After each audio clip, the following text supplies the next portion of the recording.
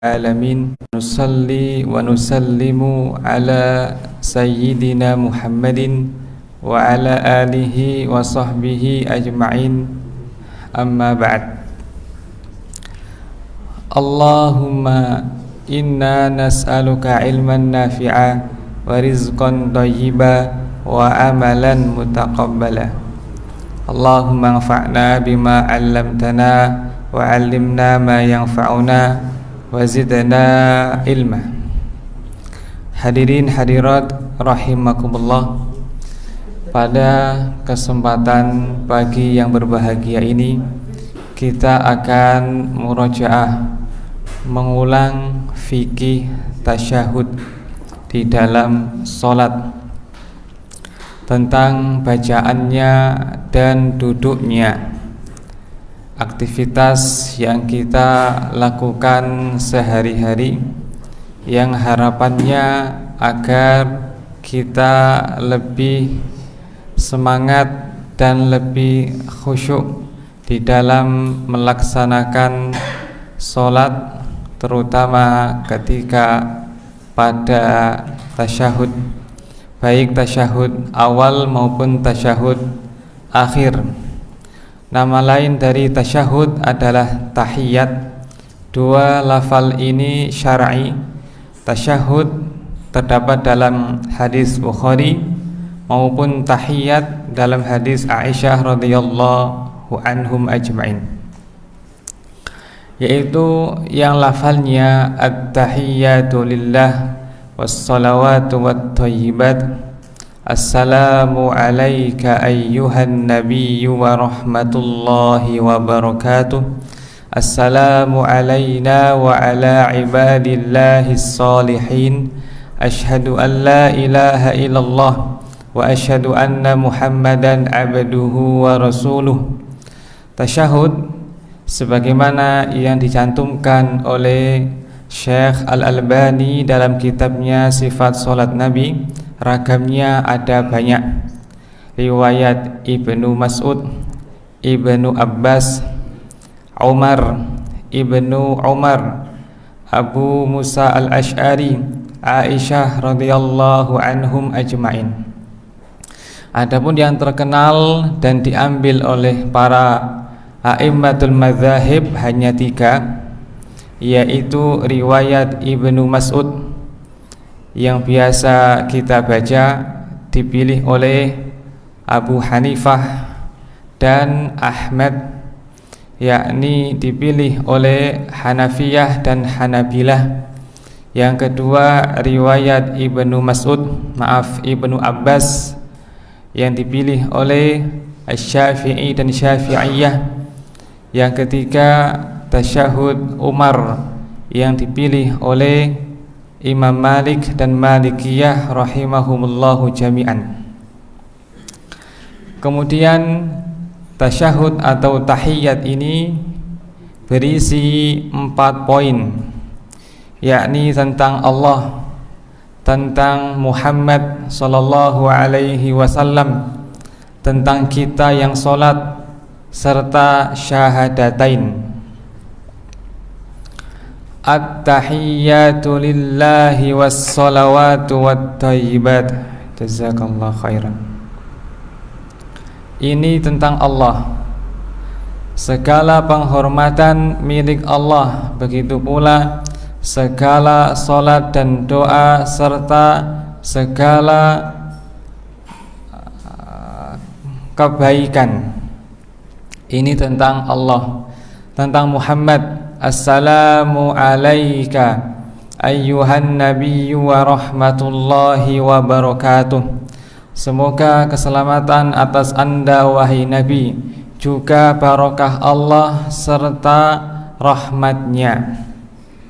Ini tentang Nabi. Yang ketiga tentang yang sholat. Assalamu alayna wa ala ibadillahis salihin. Semoga keselamatan atas kita, hamba-hamba Allah, dan juga atas hamba-hamba Allah yang baik. Semoga keselamatan atas kita, juga atas hamba-hamba Allah yang baik. Yang keempat tentang syahadatain.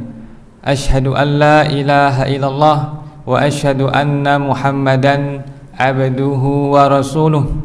Aku bersaksi bahwa tidak ada yang berhak disembah kecuali Allah, dan aku bersaksi bahwa Muhammad adalah utusan Allah, hamba dan utusannya. Kita akan lebih memahami makna-makna ini pada beberapa menit ke depan. Yang pertama berkaitan tentang Allah Ta'ala, yaitu at-tahiyyatu lillahi was-salawatu wat-thayyibat. Ini lafal yang diterima oleh Ibnu Mas'ud radhiyallahu anhu, yang diajarkan oleh Nabi sallallahu alaihi wasallam. Ibnu Mas'ud radhiyallahu anhu berkata dalam hadis riwayat Bukhari Muslim, "Allamani Rasulullah sallallahu alaihi wasallam at-tashahhuda kama 'allamani as-surata minal Qur'an." Rasulullah sallallahu alaihi wasallam mengajari aku tasyahud di dalam salat seperti mengajari aku surat dari Al-Qur'an, yakni diulang-ulang, dan Ibnu Mas'ud juga setoran. Kaffi ala kaffaihi, tanganku dipegang oleh tangan Nabi sallallahu alaihi wasallam, yakni menunjukkan perhatian agar ucapan Nabi didengar baik oleh Ibnu Mas'ud radhiyallahu anhu, yaitu at-tahiyyatu lillah was-salawatu wat-thayyibat. Kemudian Ibnu Abbas radhiyallahu anhuma juga diajari oleh Nabi sallallahu alaihi wasallam, dan lafalnya menambah keberkahan, mubarakah, yaitu at-tahiyyatul mubarakatus salawatut thayyibatu lillah. Artinya segala penghormatan, keberkahan, doa dan salat serta amal kebaikan semuanya milik Allah Ta'ala.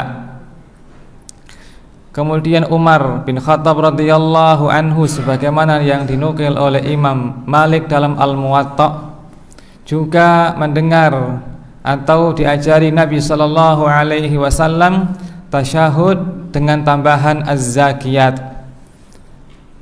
At-tahiyyatu lillah, az-zakiyatu lillah, as-salawatut thayyibatu lillah.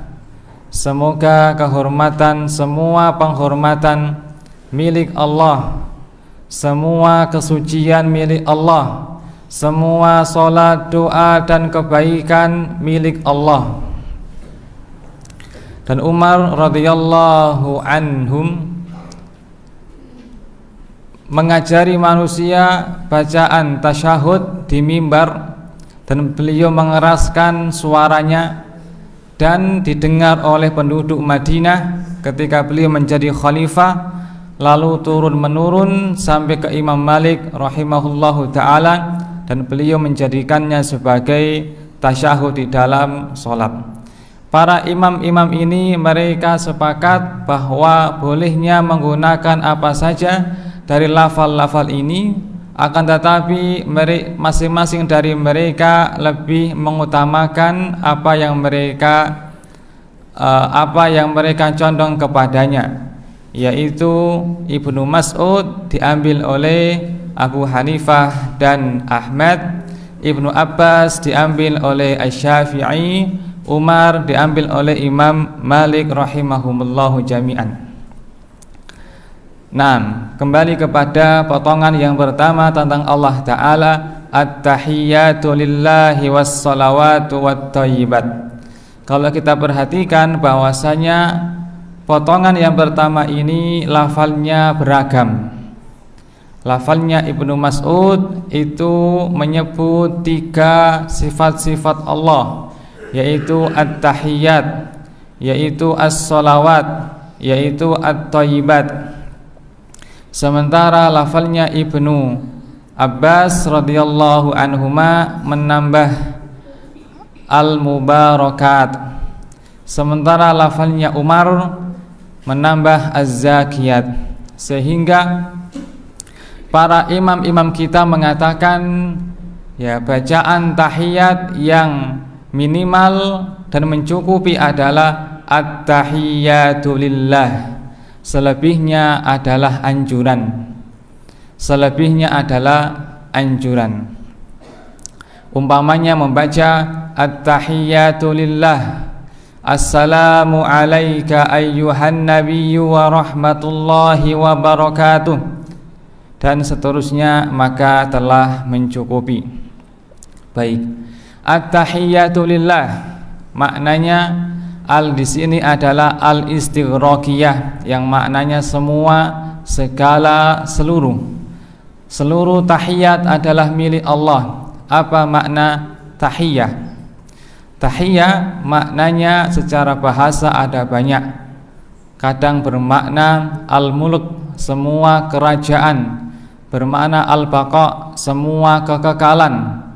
Ada yang juga menafsirkannya al-azamah, segala kebesaran, sebagaimana yang dinukil oleh Ibnu Abbas radhiyallahu anhuma, at-tahiyyah yakni al-azamah. At-tahiyyah maknanya adalah al-azamah. Sementara asal dari at-tahiyyah maknanya adalah penghormatan. Maka boleh diterjemahkan segala kerajaan, atau segala kebesaran, atau segala kekekalan, atau segala penghormatan lillahi, milik Allah. Di sini bermakna lil milk, yufidul, yang memberikan makna kepemilikan, seperti ungkapan lahu ma fis samawati wa ma fil ard, hanya milik Allah segala yang di langit dan di bumi. At-tahiyyatu lillah was-sholawatu wat-thayyibat. As-sholawat, segala sholawat. Apa makna sholawat? Sholawat adalah jamak dari sholat. Sholat itu tunggal, jamaknya adalah sholawat. Sholat secara bahasa maknanya adalah ad-du'a, yakni doa. Makna yang kedua dari sholat adalah yang kita kenal, sholat 5 waktu, gerakan dari takbir sampai salam. Sehingga as-sholawat di sini mencakup keduanya. Segala sholat dan doa adalah milik Allah Ta'ala. Maknanya adalah seseorang hanya diperbolehkan berdoa kepada Allah, tidak kepada selainnya. Dan juga tidak diperkenankan mendirikan sholat kecuali hanya kepada Allah Subhanahu wa Ta'ala. Inna a'tainakal kautsar fasholli li rabbika wanhar. Maka sholatlah hanya kepada Rabbmu dan berkurbanlah.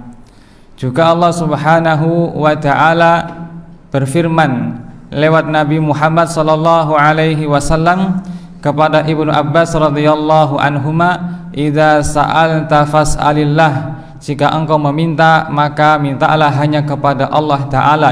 Iyyaka na'budu wa iyyaka nasta'in, kami hanya menyembahmu ya Allah dan hanya meminta kepadamu.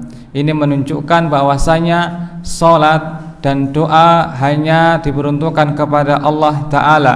As-sholawatu lillah, semua doa dan salat adalah milik Allah Subhanahu wa Ta'ala. Yang ketiga at-thayyibat. Thayyib salah satu dari nama Allah Subhanahu wa Ta'ala, yang artinya yang maha baik atau yang paling baik. Innallaha thayyibun la yaqbalu illa thayyiban. Allah itu zat yang paling baik dan hanya menerima yang baik-baik saja. Artinya hanya menerima dari hambanya amal yang ikhlas dan ittiba, mengikuti Nabi Muhammad sallallahu alaihi wasallam. Maka makna dari at-thayyibat adalah segala kebaikan, yakni segala amal sholih. Lillahi, hanya milik Allah Ta'ala. Maknanya adalah Allah Ta'ala hanya menerima yang baik-baik saja dari hamba-hambanya. tidak menerima yang tidak baik. Umpamanya dalam sholat, maka Allah Ta'ala menerima dari mereka yang ikhlas dan ittiba mengikuti Nabi Sallallahu Alaihi Wasallam. Dalam sedekah misalnya, maka Allah Ta'ala menerima sedekah dari orang yang ikhlas, bukan pamer, dan juga dari harta yang baik. Dikatakan baik yakni zatnya baik, seperti misalkan sedekah makanan nasi. Kemudian cara mendapatkannya juga baik, bukan dari mencuri, bukan dari berkhianat maupun yang lainnya. Innallaha thayyibun la yaqbalu illa thayyiban. Ini 3 hal yang dipuji untuk Allah Subhanahu wa Ta'ala dari orang yang sholat, yaitu at-tahiyyat, kemudian as-sholawat dan at-thayyibat. At-tahiyyatu lillahi was-sholawatu wat-thayyibat. Lalu dalam riwayat Ibnu Abbas radhiyallahu anhuma ada tambahan al-mubarakat, yaitu at-tahiyyatul mubarakatus sholawatut thayyibatu lillah, sehingga menjadi 4. Al-mubarakat ya adalah jamak dari mubarak, yakni berkah. Dikatakan berkah ketika sesuatu tersebut banyak kebaikannya dan menetap, tidak habis. Diambil dari kata birkah yang artinya danau. Dikatakan danau karena airnya banyak dan menetap. Sesuatu yang diberkahi, maka sesuatu tersebut akan banyak manfaatnya dan berlangsung terus menerus. Anak yang diberkahi maknanya adalah anak yang baik, banyak memberikan manfaat kepada dirinya maupun orang-orang di sekitarnya. Al-mubarakat lillah, segala keberkahan milik Allah. Artinya Allah Subhanahu wa Ta'ala yang memiliki keberkahan yang diberikan kepada siapa saja yang Dia kehendaki dari hamba-hambanya. Kemudian dalam riwayat Umar radhiyallahu an ada tambahan az-zakiyat, yaitu lafalnya at-tahiyyatu lillah, az-zakiyatu lillah, wassalawatu wattayyibatu lillah. Az-zakiyat artinya segala kesucian. Dikatakan zakat karena ia mensucikan harta dari kotorannya, dari kotoran-kotoran harta. Sementara makna Allah suci yaitu disucikan dari segala bentuk kekurangan maupun aib dan cacat. Namanya, misalkan Allah Ta'ala memiliki nama Al-Alim, zat yang paling mengetahui, beserta sifatnya Al-Ilmu, mengetahui. Maka ilmunya Allah Ta'ala tanpa kekurangan, tanpa cacat. Dia mengetahui apa yang belum terjadi, apa yang sedang terjadi, apa yang akan terjadi, dan apa yang tidak terjadi seandainya terjadi. Tidak sebagaimana orang-orang Jahmiyah yang mereka mengatakan Allah tidak mengetahui kecuali telah terjadi. Begitu pula dengan kaum Qadariyah maupun Syiah yang mereka mengatakan Allah memiliki sifat bada, yaitu mengetahui ketika telah terjadi Subhanahu wa Ta'ala. Naam, ini bagian yang pertama tentang Allah Subhanahu wa Ta'ala. At-tahiyyatu lillahi wassalawatu wattayyibat. Bagian yang kedua yaitu tentang Nabi Muhammad sallallahu alaihi wasallam. Assalamu alayka ayyuhan nabiyyu wa rahmatullahi wa barakatuh. Keselamatan atas Anda wahai Nabi, juga rahmatnya Allah, juga barokahnya. Di dalam riwayat yang lainnya, lafalnya bukan mukhatabah, bukan Anda, tapi gaib, yaitu semoga keselamatan atas Nabi. Assalamu ala nabiyyi wa rahmatullahi wa barakatuh. Kedua lafal ini, baik yang assalamu alaika ayyuhan nabi maupun assalamu ala nabi, keduanya bersandarkan pada hadis-hadis yang sahih. Al-Imam Al-Albani rahimahullah dalam kitabnya Sifat Salat Nabi, beliau membawakan riwayat bahwa Ibnu Mas'ud radhiyallahu anhu, beliau mengatakan setelah Nabi Muhammad sallallahu alaihi wasallam wafat, maka kami membacanya assalamu ala nabi, semoga keselamatan atas Nabi, yakni bukan dengan ungkapan assalamu alaika ayyuhan nabi. Kemudian Lajnah Daimah lil Buhus wal Ifta, lembaga riset dan fatwa Arab Saudi, ditanya manakah yang lebih baik, membaca assalamu alaika atau assalamu ala nabi. Mereka menjawab bahwasanya yang utama adalah sebagaimana dalam hadis-hadis yang masyhur dari para imam dan dari para sahabat Nabi, mereka umumnya menggunakan lafal assalamu alaika. Adapun assalamu ala nabi dari Ibnu Mas'ud itu ijtihad beliau pribadi radhiyallahu anhu. Ibnu Utsaimin rahimahullahu taala termasuk ulama yang berpendapat tidak seperti Al-Albani rahimahullah. Adapun para imam mazhab al-arba'ah, mereka menggunakan lafal assalamu alaika ayyuhan nabi, ya, ayyuhan nabi wa rahmatullahi wa barakatuh. Kesimpulannya bahwasanya perkara ini jika kita membaca alasan-alasan mereka maka diterima. Yang menggunakan assalamu ala nabi ada riwayatnya, ada ulamanya. Yang membaca assalamu alaika ayyuhan nabi itu lebih banyak ulamanya dan lebih kuat pendalilannya. Allahu a'lam, Allah lebih mengetahui. Naam, salam untuk Nabi sallallahu alaihi wasallam ini isinya ada 3 ya. Salam, rahmat dan barokah.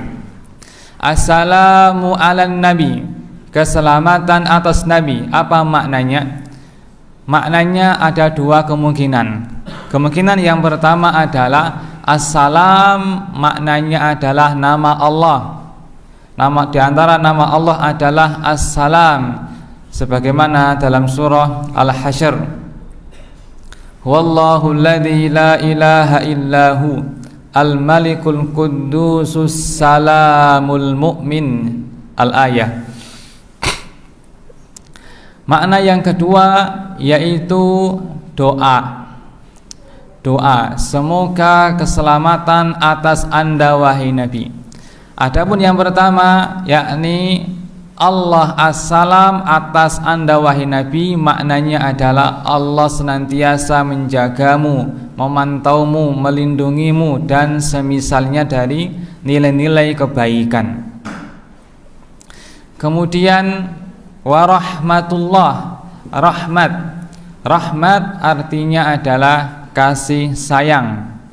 Kasih sayang Allah itu meliputi 2 perkara. Yang pertama terkait masa lalu, maka diampuni dosa-dosanya. Terkait yang akan datang, maka dijaga dari terjatuh kepada dosa dan dijaga dari mara bahaya.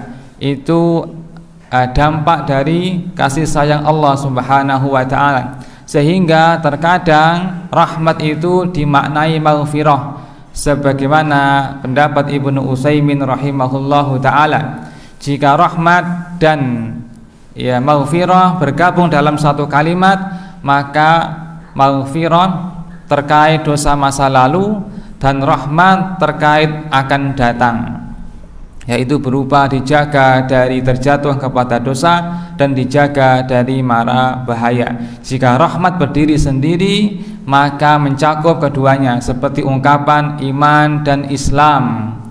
seperti ungkapan fakir dan miskin, ya. Idza ijtama'a iftaraqa, jika keduanya berkumpul maka maknanya sendiri-sendiri.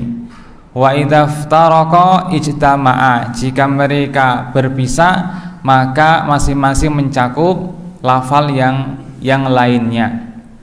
Rahmat Allah Subhanahu wa taala begitu luas, dan Allah Subhanahu wa taala menjadikan 100 rahmat.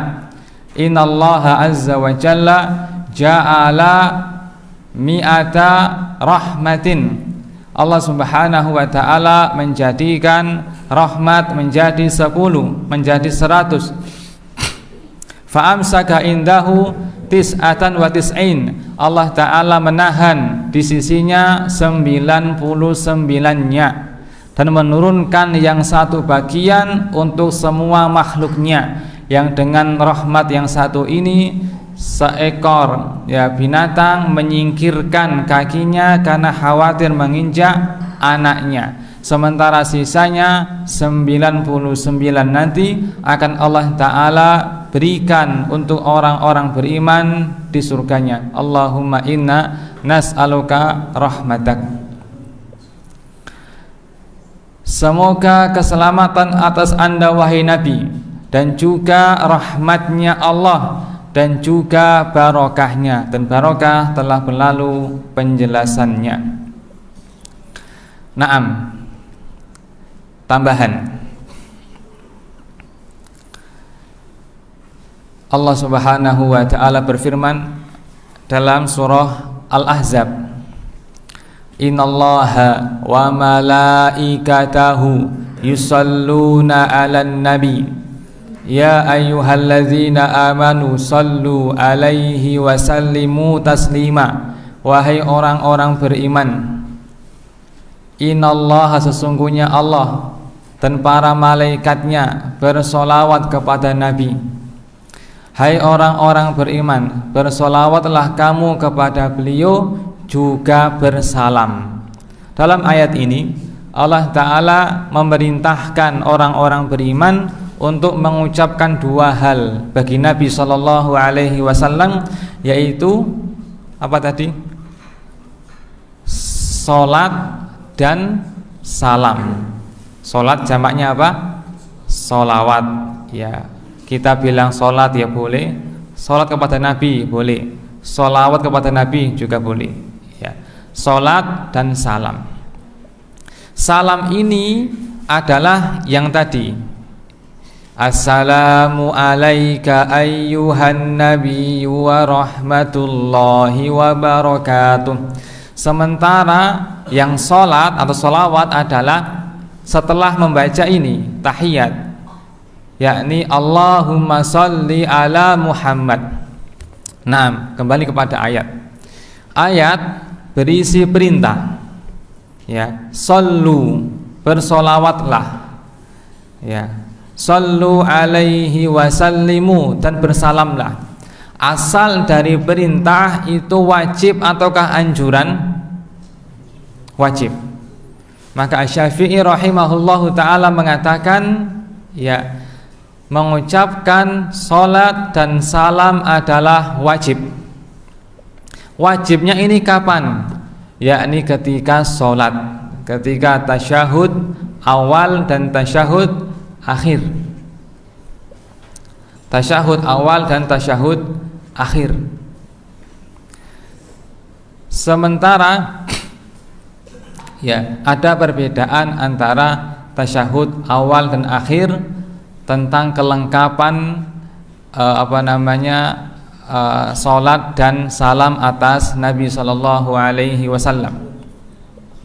Ketika tasyahud awal, maka tasyahudnya itu sampai asyhadu alla ilaha illallah wa asyhadu anna Muhammadan abduhu wa rasuluh, atau asyhadu anna Muhammadar Rasulullah, tidak ditambah. Itu kesepakatan para a'immah al-arba'ah, yaitu Abu Hanifah, Malik, Syafi'i, Ahmad, yang diikuti oleh para fuqahanya Hanafiyah, Malikiyah, Syafi'iyah, Hanabilah. Cuma mereka ya berselisih pendapat lafal setelahnya, yakni apakah ada sholawat Allahumma sholli ala Muhammad setelah itu. Ya, Asy-Syafi'i rahimahullahu ta'ala menyendiri dari para a'imah dengan mengatakan dianjurkan menambah Allahumma sholli ala Muhammad sebelum bangkit ke rakaat yang ketiga, tanpa Ali, tanpa barik, tanpa Ibrahim. Allahumma sholli ala Muhammad. Yang lainnya mengatakan tidak perlu, yaitu Abu Hanifah, Malik dan Ahmad. Asy-Sya'bi, muridnya Aisyah radhiyallahu anha, mengatakan siapa yang menambah Allahumma sholli ala Muhammad maka ia sujud sahwi. Nah, adapun pada tasyahud akhir yang kedua sebelum salam dikatakan tasyahud akhir karena ia membaca tasyahud awal plus sholawat Allahumma sholli ala Muhammad, itu yang rukun. At-tahiyat selesai ditambah dengan Allahumma sholli ala Muhammad, itu bacaan yang rukun dalam tasyahud akhir. Selebihnya sunnah, yaitu keluarga Nabi sunnah, ya, kemudian barokah juga sunnah, yakni barokah untuk Nabi, barokah untuk keluarga. Ibrahim juga sunnah, Allahumma barik ala Muhammad wa ala ali Muhammad kama barakta ala Ibrahim wa ala ali Ibrahim innaka Hamidum Majid. Ini sunnah di tasyahud akhir. Tasyahud pertama tidak dianjurkan dibaca, tidak dianjurkan dibaca, ya. Kemudian kita kembali dulu ke tasyahud, ya. Assalamu alayka ayyuhan nabiyyu wa rahmatullahi wa barakatuh. Kemudian potongan yang ketiga tentang kita yang sholat. Assalamu alayna wa ala ibadillahi salihin. Semoga keselamatan atas kita dan atas hamba-hamba Allah yang baik. Baik. Maksud kita di sini adalah yang sholat jamaah. Maka yang jamaah mereka serempak berdoa bersama-sama agar selamat. Sebagaimana mereka berjamaah ketika dunia, harapannya mereka juga berjamaah ketika masuk ke dalam surga.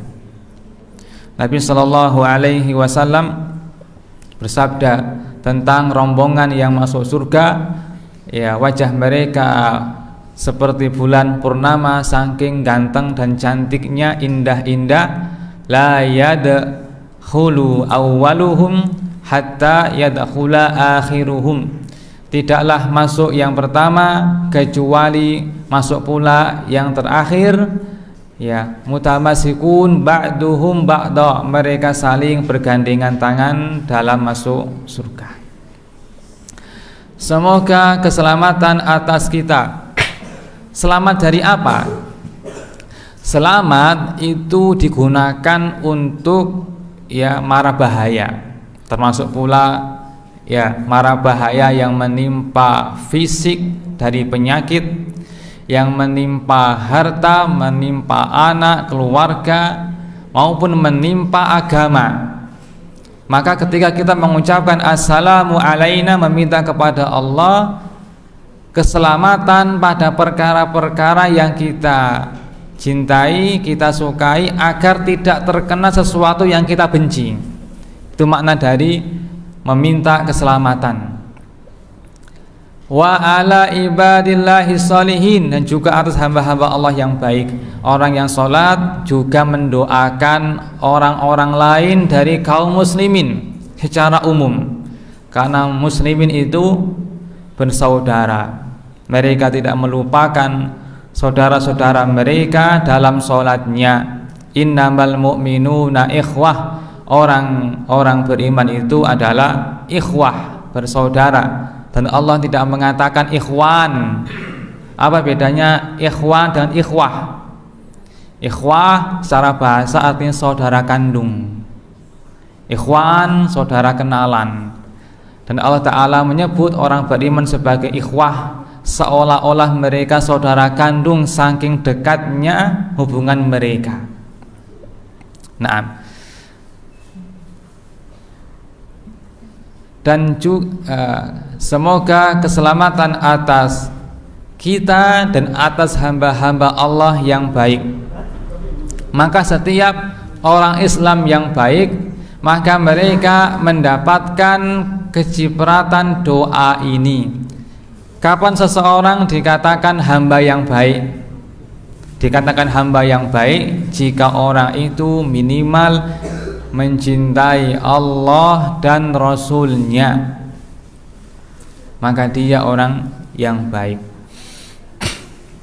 Imam Muslim meriwayatkan ada seorang sahabat Nabi radhiyallahu anhu yang didatangkan kepada Nabi karena minum khamr.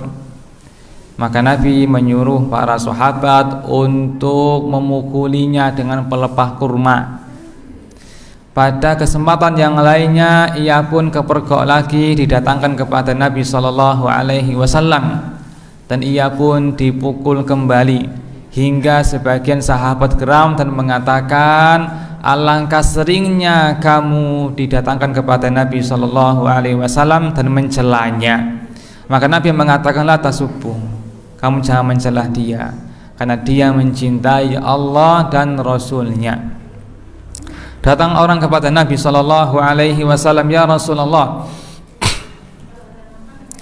ya, ada seseorang yang dia tidak bisa mencapai derajat amal orang yang dia cintai. Apakah di akhirat akan bertemu? Nabi sallallahu alaihi wasallam bersabda, ya, al-mar'u ma'aman ahab. Seseorang itu akan dikumpulkan bersama siapa yang dia cintai. Pada kesempatan yang lainnya datang orang kepada Nabi sallallahu alaihi wasallam bertanya, ya Rasulullah, mata sa'ah, kapan datangnya hari kiamat? Nabi mengatakan, ma'adatta laha, apa yang telah engkau persiapkan? Orang itu mengatakan, ya Rasulullah, aku tidak banyak persiapan, tidak banyak sholatnya, tidak banyak puasanya, tetapi aku mencintai Allah dan Rasul-Nya. Nabi sallallahu alaihi wasallam mengatakan, engkau akan dikumpulkan bersama orang yang engkau cintai. Maka dikatakan orang yang baik minimal dia mencintai Allah dan Rasul-Nya, dan tercakup dalam doa ini, assalamu alaina wa ala ibadillahis sholihin. Potongan yang keempat, asyhadu an la ilaha illallah wa asyhadu anna muhammadan abduhu wa rasuluh. Ini riwayat kebanyakan para sahabat, yakni menyebutkan kerasulan dan hamba. Ini riwayatnya Ibnu Mas'ud, riwayat Umar, Ibnu Umar, Abu Musa maupun yang lainnya. Adapun riwayat Ibnu Abbas radhiyallahu anhuma hanya menyebutkan kerasulan, wa asyhadu anna Muhammadar Rasulullah. Maka para ulama mengatakan, ya, bagian yang keempat ini adalah membaca syahadat dengan lafal apapun. Yang penting membaca syahadatain. Umpamanya mengatakan asyhadu alla ilaha illallah wa anna Muhammadar Rasulullah, sah. Saya ulang, asyhadu alla ilaha illallah wa anna Muhammadar Rasulullah, sah. Yang ingin sempurna maka tambahkan abduhu wa rasuluh, asyhadu alla ilaha illallah wa asyhadu anna Muhammadar Rasulullah. Ini yang lebih akmal, lebih sempurna, lebih akmal dan lebih sempurna. Nah, yang berisi dua perkara. Aku bersaksi bahwa tidak ada yang berhak disembah kecuali Allah. Makna bersaksi yaitu yakin. Illa man syahida bil haqqi wa hum ya'lamun, kecuali orang yang bersyahadat kebenaran dan ia mengetahuinya, yakni meyakininya. Dikatakan bersyahadat itu yakin karena orang yang bersaksi, karena orang yang mengucapkan la ilaha illallah meyakininya seolah-olah ia menyaksikannya, menyaksikan keesaan Allah Subhanahu wa taala. Kemudian yang kedua, dan aku bersaksi, aku yakin bahwasanya Muhammad adalah hamba dan utusannya, abduhu wa rasuluh. Karena beliau hamba, maka jangan dituhankan, jangan diminta hajat kebutuhan, hajat rizki, hajat jodoh, hajat pekerjaan kepada Nabi, karena beliau hamba, tidak memiliki sifat-sifat ketuhanan. Wa rasuluh, dan beliau adalah rasul, yakni diikuti ajaran-ajarannya, tidak ditinggalkan. Ini dua rukun tentang Nabi, yaitu hamba dan utusan. Maka telah selesai untuk syahadat. Lalu sholawat, sholawat. Lafal sholawat itu banyak, diriwayatkan oleh Ka'ab bin Ujrah radhiyallahu an, dari Abu Mas'ud radhiyallahu an, maupun oleh sahabat Nabi yang lainnya. Imam Ahmad bin Hanbal rahimahullahu ta'ala dalam kitabnya Al-Musnad meriwayatkan lafal tahiyat dari Talhah bin Ubaidillah radhiyallahu anhu, dan ini yang dipilih oleh Imam Ahmad bin Hanbal rahimahullahu ta'ala. Sekilas tentang fikihnya Imam Ahmad. Imam Ahmad bin Hanbal rahimahullahu ta'ala, beliau memiliki kekhususan fikih karena beliau menggabungkan semua fikih para seniornya, fikihnya Abu Hanifah, Malik, Syafi'i. Karena Ahmad itu hidupnya belakangan. Abu Hanifah wafat 150 Hijriah, Malik 179, Syafi'i 204, Ahmad 241, di belakangan. Dan beliau mengambil fikihnya Abu Hanifah lewat murid spesialnya Al-Qadhi Abu Yusuf, karena tidak menjumpai, dan mendapati fikih Syafi'i dari Syafi'i langsung, dan juga fikih Ahmad bin Hanbal dan juga fikihnya Malik dari murid-muridnya Malik, terutama dari Syafi'i rahimahullah ta'ala, didukung dengan 1 juta hadis. Berkata Abu Zur'ah Razi, kana abuka, bapakmu wahai Abdullah, kana yahfadu alfi hadis, hafal 1 juta hadis. Az-Zahabi mengomentari ketika membawakan hadis ini karena keluasan ilmunya Ahmad bin Hanbal. Dan 1 juta ini mencakup fatwa tabi'in, termasuk pula hadis yang palsu dan lemah. Karena hadis yang sanadnya itu kuat, itu tidak mencapai, itu hanya mencapai sekitar 1% saja. 1 juta, diambil 1% berapa? 10 ribuan saja. Itu yang kuat. Selebihnya palsu, lemah, atau tikror, ini terjadi pengulangan. Misalkan hadis niat itu didengar oleh tabi'in yang tabi'in A, tabi'in B, tabi'in C. Oleh C ini didengar oleh banyak murid. Misalkan didengar oleh 50, maka dianggap 50 hadis. Itu kalau di total sekitar 120.000 hadis. Ketika dirangkum cuma sekitar 10.000 hadis. Dan hadis-hadis tentang fikih hanya 500 hadis. Berkata Asy-Syafi'i, ahadisul ahkam khamsumi'ah wa nayif. Hadis-hadis tentang hukum itu sekitar cuma 500-an hadis. Kembali, Ahmad bin Hanbal memilih bacaan sholawat adalah Allahumma sholli ala Muhammad wa ala ali Muhammad kama shallaita ala, maaf saya ulang ya, saya ulang.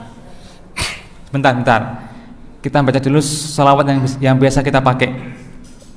Allahumma sholli ala Muhammad wa ala ali Muhammad kama shallaita ala Ibrahim wa ala ali Ibrahim innaka Hamidum Majid.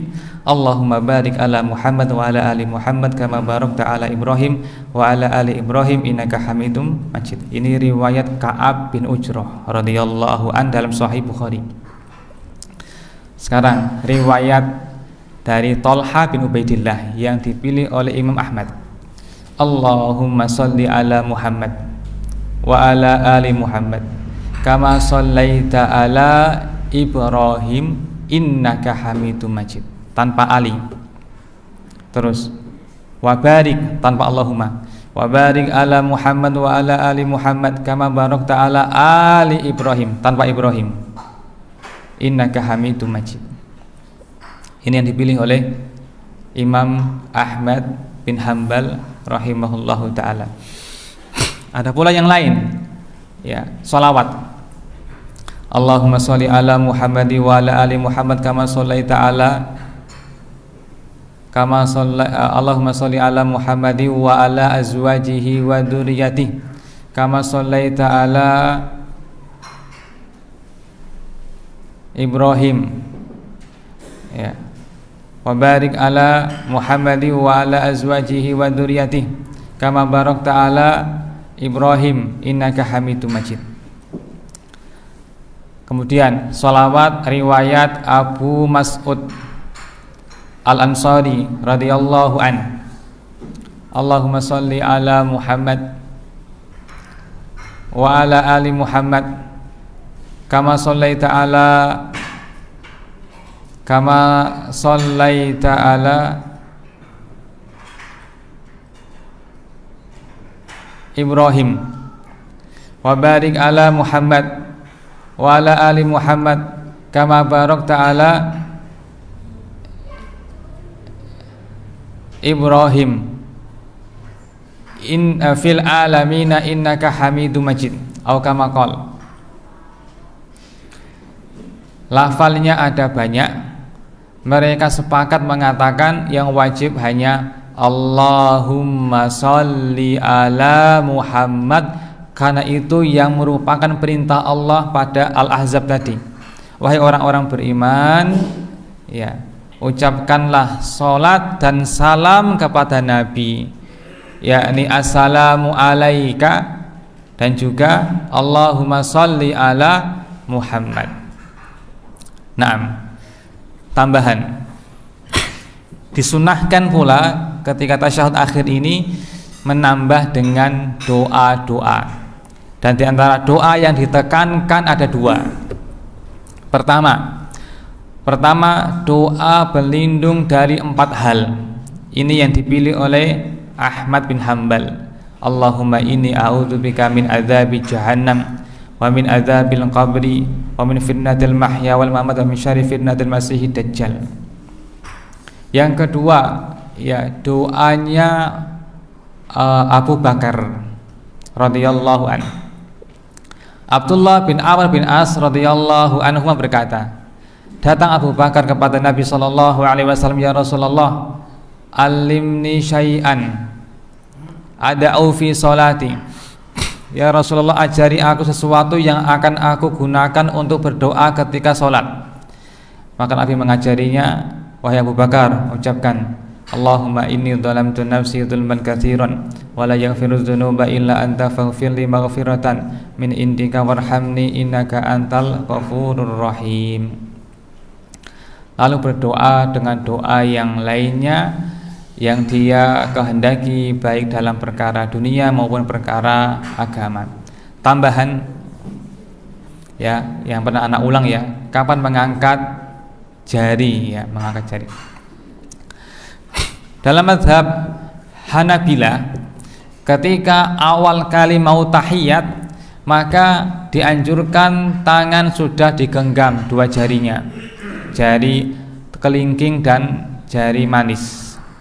Sementara jempol dan tengahnya dia melingkar, sementara telunjuknya siap-siap. Begini. Jadi di awal sudah seperti ini, di awal seperti ini, dan yang kiri dihamparkan. Ketika menyebut nama Allah maka diangkat sebagai bentuk tauhid, mentauhidkan Allah Ta'ala. At-tahiyyatu lillah wassalawatu wattayyibat, assalamu alaika ayyuhan nabiyyu wa rahmatullah wa barakatuh, assalamu alaina wa ala ibadillah salihin, asyhadu an la ilaha illallah wa asyhadu anna muhammadan abduhu wa rasuluh. 4 tempat nama Allah dalam tasyahud. Kalau ditambah dengan setelahnya, maka tiap kali membaca Allahumma sholli ala Muhammad dan seterusnya.